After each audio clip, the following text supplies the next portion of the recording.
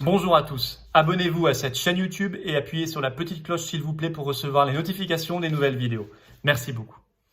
Aujourd'hui, nous allons voir comment le Maroc a mis KO la France sur la crise du coronavirus. Et oui, de manière parfaitement stupéfiante, le Royaume, qui est une ancienne colonie française et qui est pourtant 23 fois et demi moins riche que la France, affiche des résultats très supérieurs aux résultats français en termes de mortalité. Aujourd'hui, à l'heure où on se parle, il y a 77 fois moins de morts par habitant au Maroc qu'en France en ce qui concerne le Covid-19. C'est tout à fait remarquable. 165 morts du coronavirus pour 36 millions d'habitants côté marocain, contre 23 660 morts pour 67 millions d'habitants côté français. Alors qu'est-ce qui peut expliquer une telle différence de réussite sur le coronavirus entre le Maroc et la France? Eh bien, ce sont d'abord des principes qui sont ceux de l'efficacité, de la souveraineté et de la liberté par rapport au lobby pharmaceutique. On va le voir de manière très concrète, très détaillée, et on verra ce qu'il faut d'urgence faire en France pour rattraper la situation. Principe, je vous le disais, d'anticipation, d'efficacité. Et oui, le premier cas de coronavirus au Maroc date du 2 mars dernier. Eh bien, figurez-vous que seulement 14 jours plus tard, le 16 mars, le Maroc ferme l'intégralité de ses écoles, collèges, lycées. Et seulement 18 jours plus tard, le 20 mars, il met en confinement général sa population. Je vous rappelle qu'en France, le premier cas de coronavirus sur le territoire national, c'était le 24 janvier. Et que 43 jours plus tard, le 7 mars, je suis sûr que vous vous en souvenez, le président Macron et son épouse Brigitte paradaient fièrement devant toutes les caméras de télévision du pays en montrant qu'ils se rendaient au théâtre à Paris. Et donc appelaient les Français à continuer à vivre normalement et notamment à se rendre dans des lieux aussi bondés que les théâtres, alors même que l'épidémie était déjà en train de progresser de manière fulgurante dans notre pays. Efficacité, anticipation, ça s'est vu aussi sur les masques.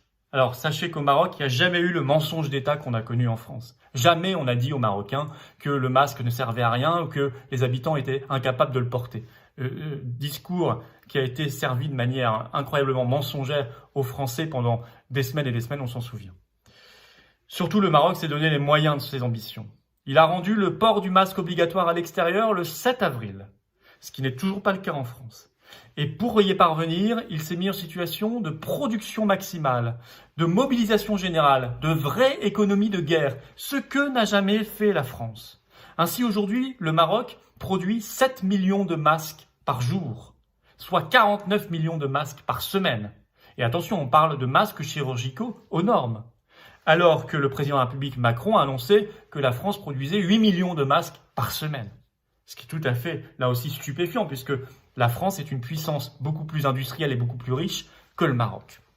Oui, mais le Maroc a mobilisé tout le monde.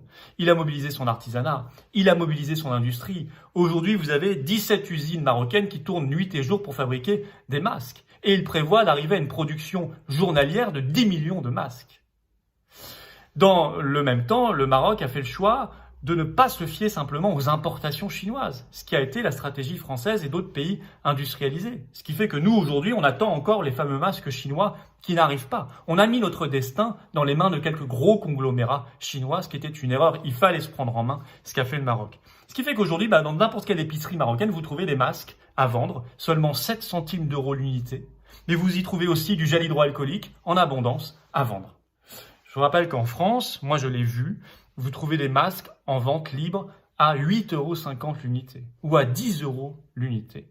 Et vous avez une situation de pénurie beaucoup plus avancée que ce qu'on a connu au Maroc, puisque je vous le rappelle, le Maroc s'est donné les moyens de fournir des masques à l'ensemble de sa population et a pu rendre le port obligatoire dès le début du mois d'avril. Souveraineté. Alors là, ça s'est vu clairement sur les frontières.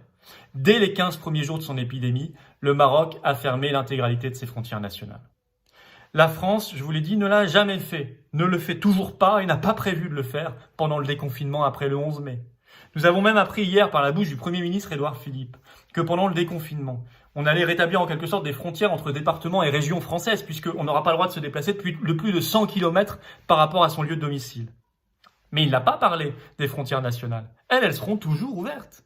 Ce qui fait que concrètement, pendant le déconfinement, il sera plus facile d'aller de Berlin à Paris que de Paris à Lyon.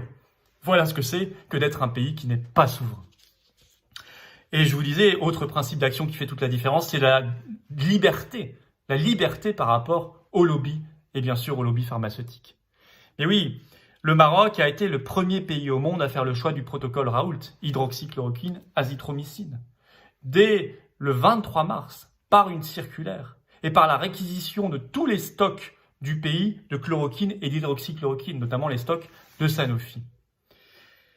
C'est un choix très différent du choix français.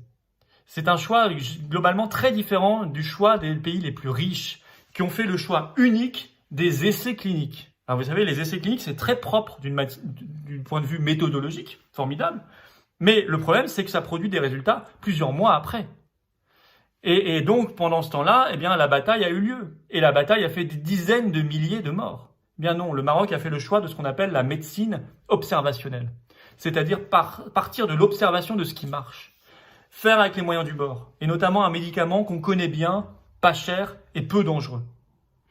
Le résultat a été très probant parce que dès le 9 avril, on a vu sur la courbe de mortalité du coronavirus un décrochage du nombre de morts au Maroc et en même temps un décollage du nombre de guérisons. C'est une grande différence entre la gestion de la crise côté marocain et côté français. Alors, qu'est-ce que ça nous apprend tout ça ? Ça nous apprend que ce n'est pas tant la richesse qui compte, puisque je vous l'ai dit, la richesse nationale française est 23,5 fois supérieure à la richesse nationale marocaine. Non. Ce qui compte, ce sont les principes de gouvernement et les principes d'action.